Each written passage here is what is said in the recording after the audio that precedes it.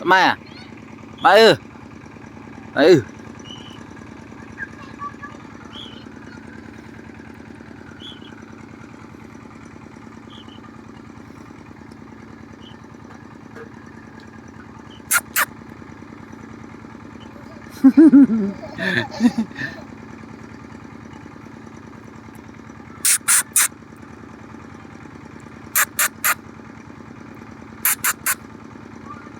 Dạ Dung.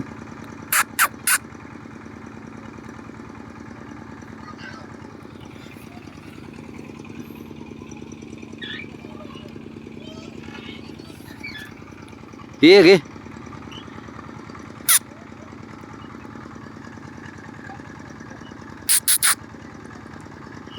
Dạ. À.